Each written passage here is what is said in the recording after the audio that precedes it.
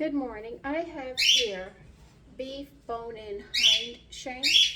What I did was I put some olive oil on them, and I'm going to use a spicy rub on them on both sides.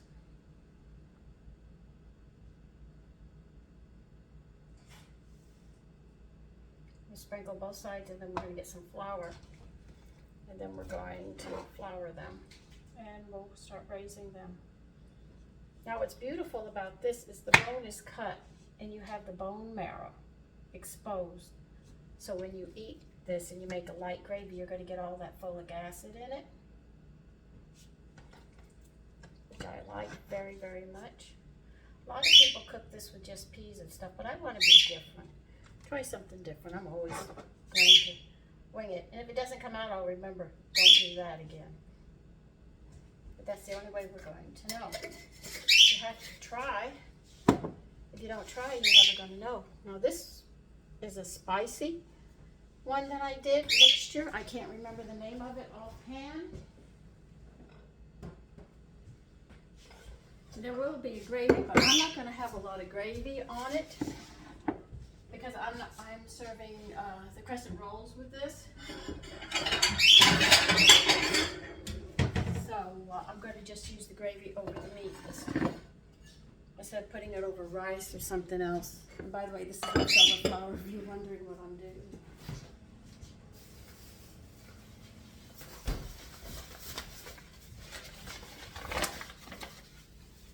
I'm sort of running late today.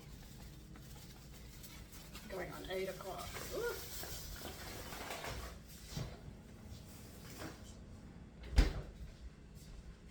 Well, I have my days where I just don't seem to get everything together.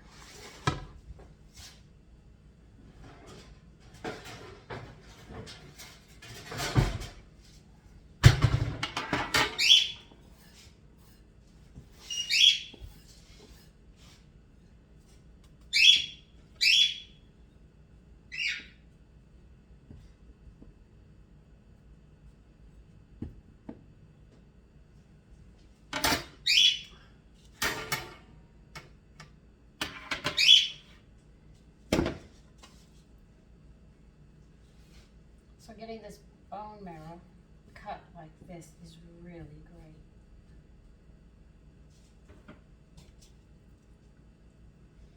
And if it doesn't come out of the bone when you serve it, by all means, suck it out and eat it. It's very good, especially if you're anemic, folic acid anemic, because like I told you, there are 5 anemias.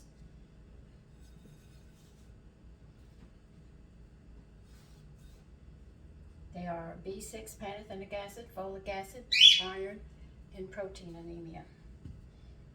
Doctors always say it's iron, but they don't know which one it is. Really, because if they did, they would offer other things. They just say, oh, you're anemic and that's it, and assume it's just one, not realizing that there are 5 of them.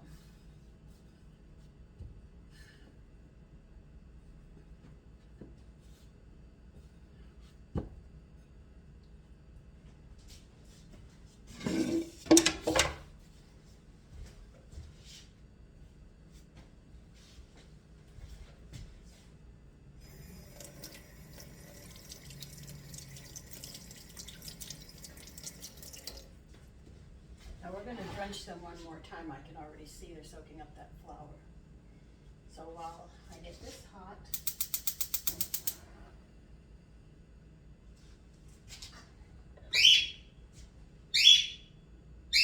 this isn't a cup that my mother used very often. She would give it to Clara, our housekeeper, better known as the maid in other terms for people who don't know. She used to help my mother keep the house clean.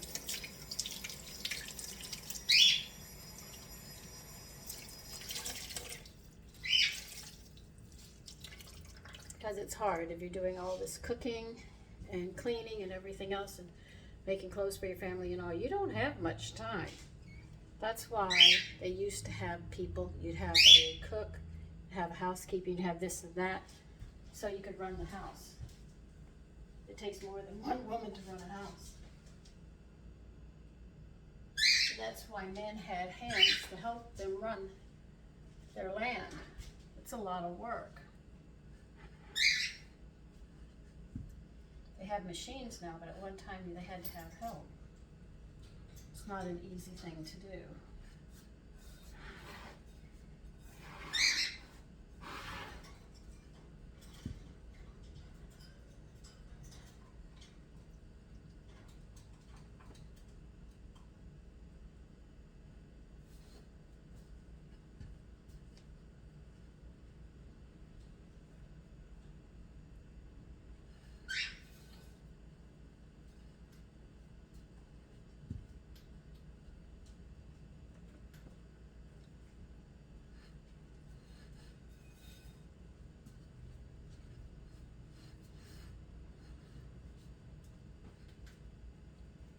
I'm sure a lot of this meat's going to fall off these bones.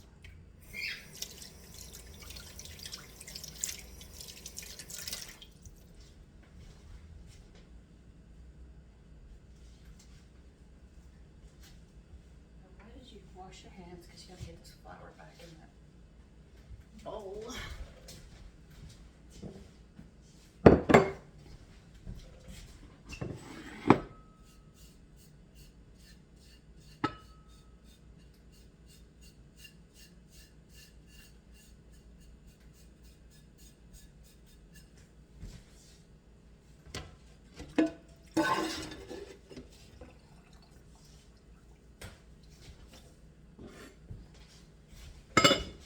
I heard a lot of people cook these with just peas and pearl onions, and I said, no, we got to do this differently, see what we can get out of it. That's me, I'm always going in that direction.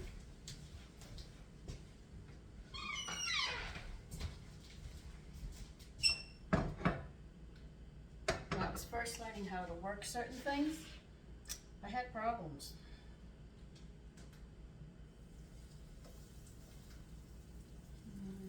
This one will fit here.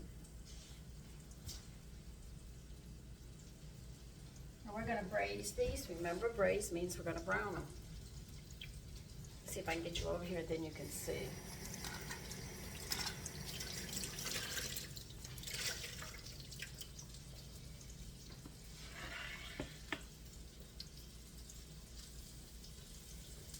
I just want to clean it up some before you come over.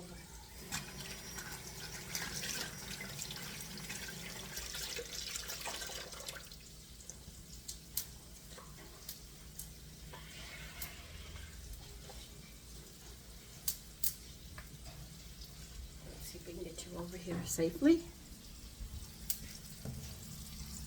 I know, I just spin you all over the place. You could get dizzy from me. And here's what we're doing.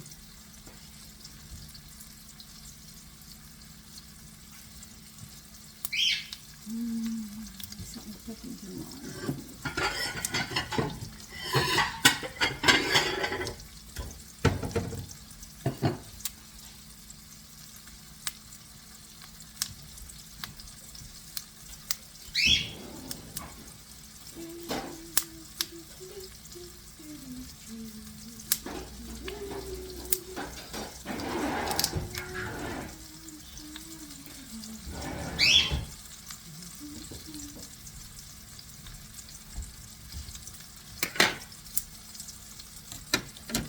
This out of here.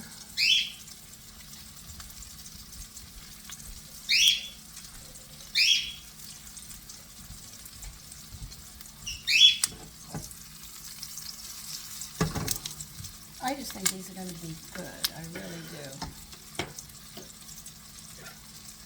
Bring you over here so you can see what I'm doing because you asked. So.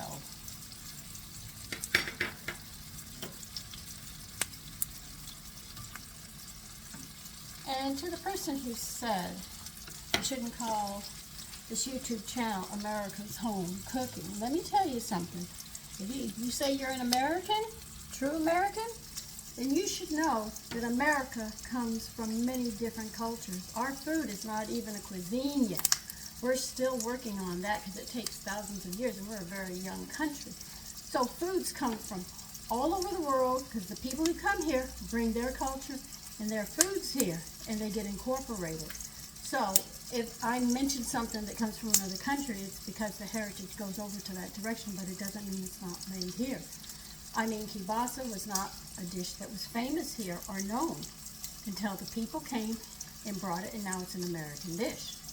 You see, so you have to realize that when I cook or I name a country with the bread or with a dish or something, this is just because they came here. But our foods actually go far out to other countries. And then we have those of the Native Americans that are here as well. So always remember, if you are an American and you eat all these different foods, it's because of all the immigrants that came here at one time. And they came here to start a new world and a new way of life because they were oppressed. And they didn't want to be oppressed anymore. They wanted to be free. A history lesson.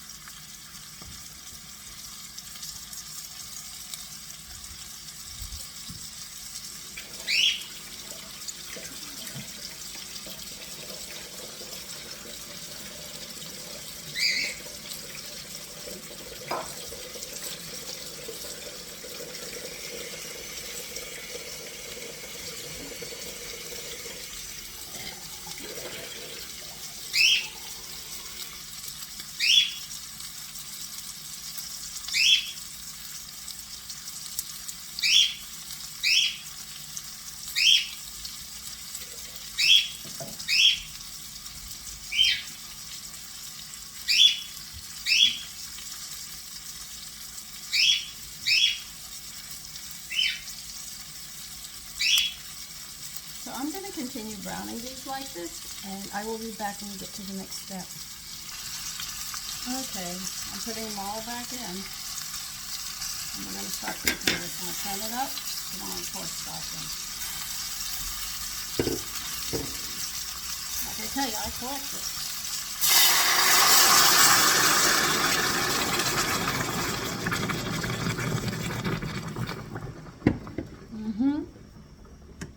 Yeah, you could say. And this should cook down to a lovely, lovely stock. Just imagine the gravy with all these flavors in them. It is going to be really good.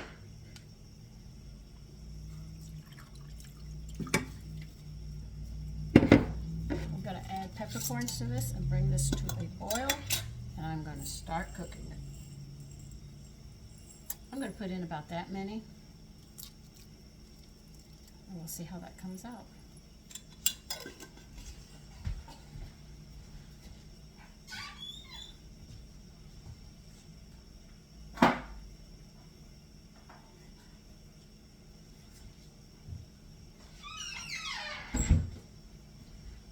I actually expect all this meat to just fall apart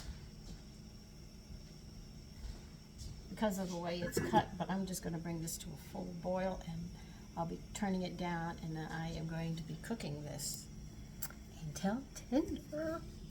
Let's get you out of here. I have you underneath the cabinet because the cabinet's right there around the range top. So I'll see you when this is done. Okay, as you can see, it has really cooked in, and look at that broth. It is really, really nice looking. I'm going to salt it now.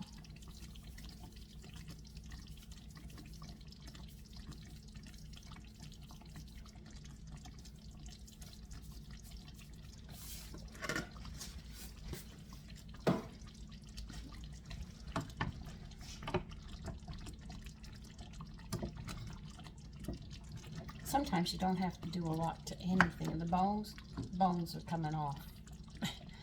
So you know the meat is really, really tender. I just want to cook this gravy down, or drippings if you wish. Well, I'm going to call it a gravy because it's really acting like it. But we'll taste it and see how it comes out. Let me get a spoon.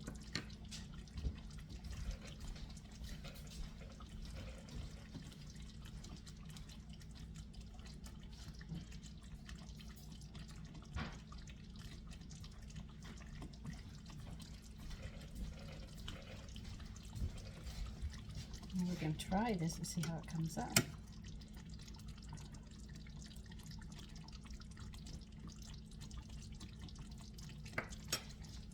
For a rainy day, this is just what you need.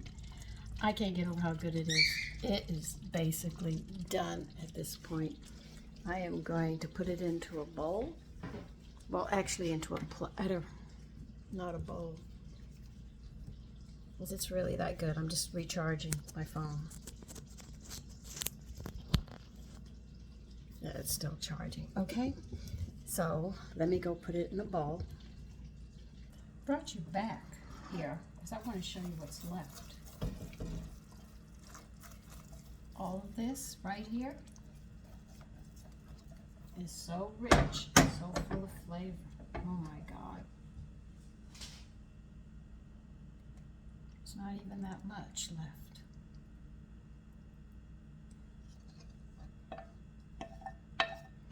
This cut took a little time to cook, but it was well worth it. Full of flavor. And I used a vegetable stock.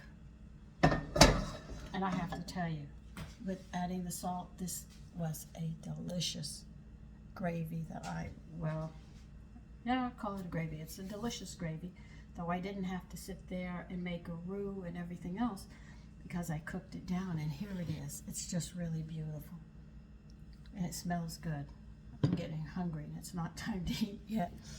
I didn't plan to sit there and make some rice, but I might make some rice and serve it over rice, so I really don't want to. I want to use the croutons that I made. But anyway, that's the dish. Take care. Bye-bye.